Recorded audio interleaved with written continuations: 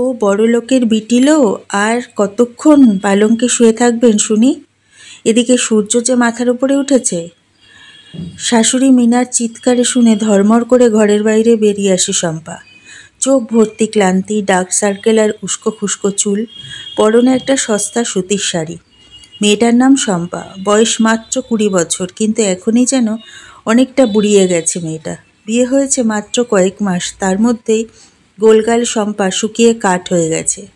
এবার তো বাপের বাড়ি গেলে সকলে মিলে তাকে জিজ্ঞাসাবাদ করে একসা করেছিল কিভাবে একটা গোলুমোলু মেয়ে, যে ডায়েট জিম করেও রোগা হতে পারছিল না, সে রোগা দড়ি হয়ে গেছে। বিয়ে পড়তে পড়তে ভালো সম্বন্ধ পেলে মা বাবা বিয়ে দিয়ে দিয়েছিল মেয়ের। পাত্রপক্ষ কথা দিয়েছিল যে শম্পা বাকি পড়াশোনা শ্বশুরবাড়ি থেকে করবে। পড়াশোনার পাঠ তো কবেই চুকে বুকে গেছে তার।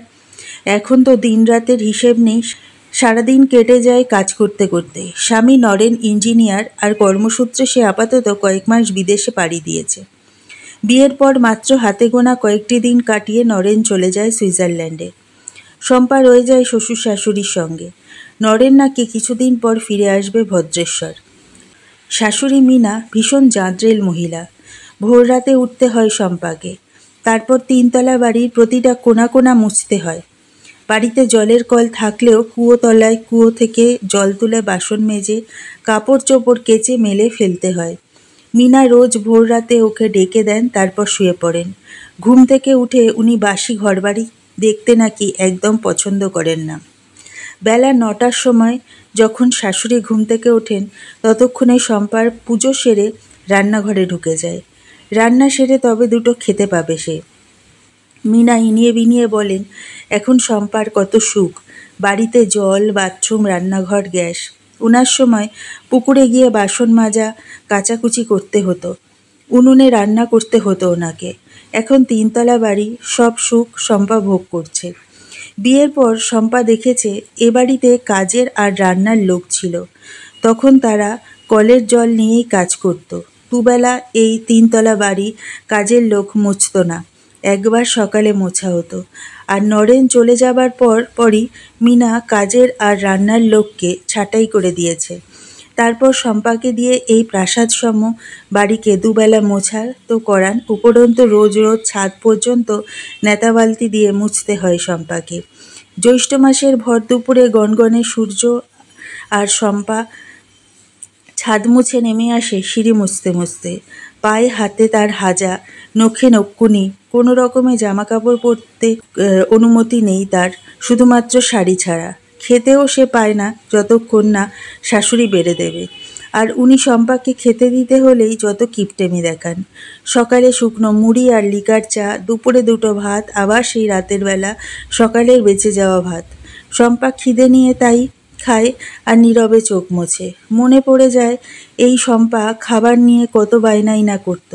মা কোনোদিন মোগলাই, কোনোদিন চাইনিজ বানিয়ে কত অনুরোধ করত যাতে শম্পা খেয়ে নেয়, কিন্তু শম্পা নানাভাবে মাকে উত্ত্যক্ত করত খাওয়া নিয়ে।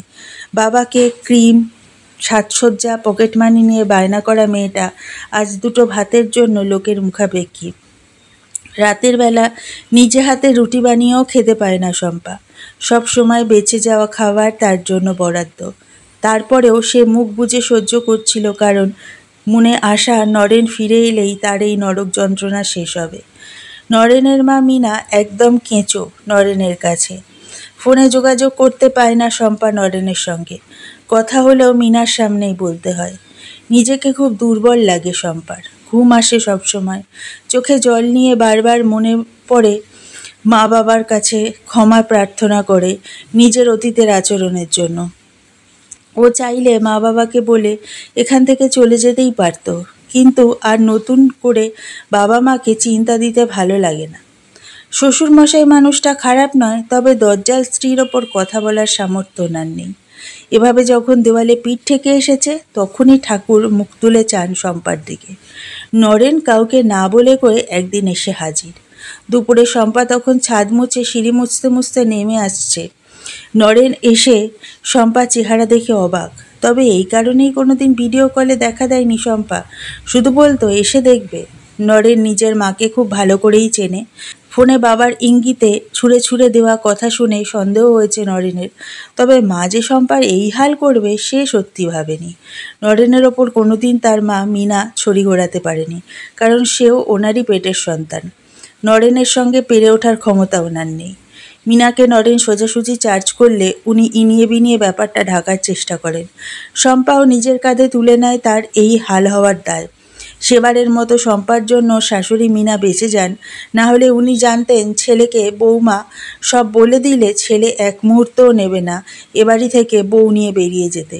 রাতের বেলা শম্পাকে নরেন জিজ্ঞেস করে যে সে কেন মাকে বাঁচালো। শম্পা ফুঁপিয়ে ওঠে, বলে তার মতো কয়লাকে অনুশোচনার আগুনে পুড়ে সোনা তৈরি হতে এই ঘটনাগুলো হয়তো প্রয়োজন ছিল।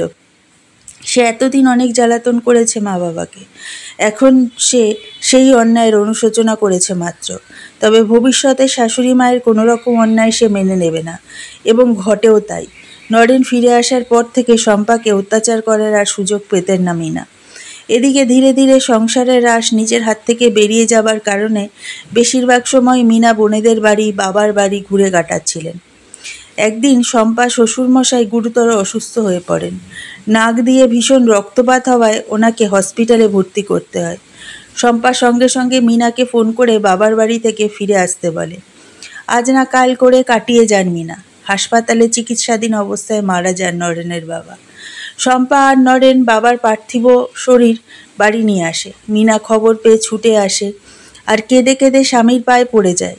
শ্রাদ্ধর দিন ইনিয়ে বিনিয়ে সকলের কাছে উনি বলতে থাকেন স্বামী ভীষণ ভালোবাসতেন ওনাকে, তাই উনি থাকলে পৃথিবীর মায়া কাটানো সম্ভব হতো না নরেনের বাবার। সেই জন্যই স্ত্রী আসার আগেই চলে গেলেন পরপারে। এবার একবারই অতিথির সামনে প্রতিবাদ করে উঠল শম্পা। সোজাসুজি ভদ্রভাবে শম্পা বলে, মা বাবার মৃত্যুটা নিয়ে আর রাজনীতি না হয় নাই করলেন। বাবা অসুস্থ হবার পর বারবার আপনাকে ফোন করে আসতে বলা হয়েছে, আপনি আসেননি। বাবা শেষবার আপনাকে দেখতে চেয়েও আপনাকে পাশে পাননি। আপনি নিজের অসুস্থ স্বামীর চেয়ে নিজের সুখকে বেশি প্রাধান্য দিয়েছেন। এরপর মৃত মানুষটার নাম নিয়ে এই ছলনাগুলো নাইবা করলেন। আমার সঙ্গে যা যা করেছেন কোনোদিন প্রতিবাদ করিনি আমি মা।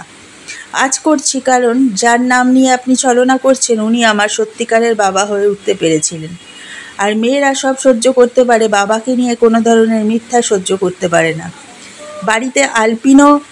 বাড়িতে আলপিন পড়লেও শুনতে পাওয়া যাবে এমন নিস্তব্ধতা। সকলে অবাক শম্পার কথা শুনে। মিনা স্তম্ভিত শম্পার ব্যবহারে।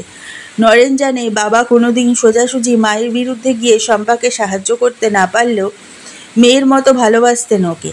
আর বাপের প্রতি মেয়ের ভালোবাসা আজ রুদ্র রূপ ধারণ করে মিনার ওপর ঝরে পড়েছে। শান্ত শম্পা আজ প্রতিবাদ করেছে তার শাশুড়ি মিনার বিরুদ্ধে।